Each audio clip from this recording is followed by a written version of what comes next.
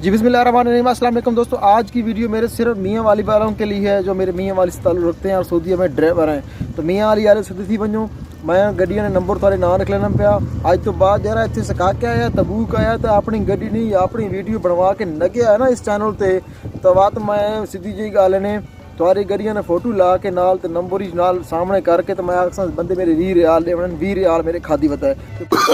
No no no no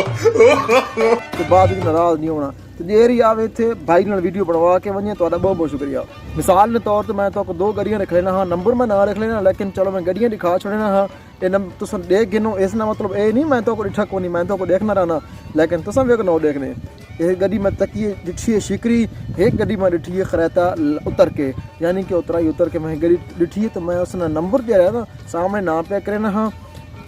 मज़ा नहीं आसी। तो अगली बारी थी आओ भाई को सका के आओ, भाई को रोटी न टाइम उसी रोटी करवेसी, चाह न टाइम उसी चाह पलवेसी, बल्कि चाह तो लाजमी पलवेसी भावें टाइम होवे तो भावें ना होवे ते मज़े नहीं थी सोनी करके तुहारी गड्डी ने वीडियो बनसा। तो जेरे सारे नवे दोस्त हैं पाकिस्तान आना चाहते हैं सऊदीया या जेरे नवे दोस्त हैं इंडिया बांग्लादेश जितनी तो उर्दू समझी वेनी है ये सराकी तो मैं तुहारे मारो ठोकेरा बैठा हाँ ताकि चलो मियाँ वाली नाल मुखातिब तो गल भी मैं सराकी जी करा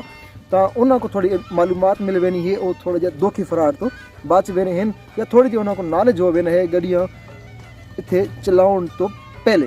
ठीक है जी। और इतने आने तो पहले उन्होंने को थोड़ा जहा नॉलेज हो वेना है। अपना ख्याल रखा है मेरे मियाँ वाली शनाओ तो बिराओ संगीत बेली तो बहुत बहुत शुक्रिया थे आसो सका के आसो तबूक आसो एक लड़ पहले रब्ता करे सो व्हाट्सएप नंबर दे सा या तले इस वीडियो तले कमेंट करो तो इनबॉक्स आ वनो मैसेंजर ते रब्ता करो इस फेसबुक पेज ते अगर तुम वीडियो देखने पे हो तो इस मैसेंजर ते रब्ता करो थोड़ा भरा तो रिस्पॉन्स देसी अपना नंबर देसी तो आपको मिल सी अपना ख्याल। वो कहीं एक गल बनी हुई है कि तुसा आओ भी सही ते हाथ भी लो ते अगो केरा लफ्ज़ मैं हूँ इस्तेमाल ना करना क्योंकि वो के है ललिया ने बाल हाँ या के चलो इसको इस्तेमाल ना करना यार रंजी ना होवे कि कहीं पेश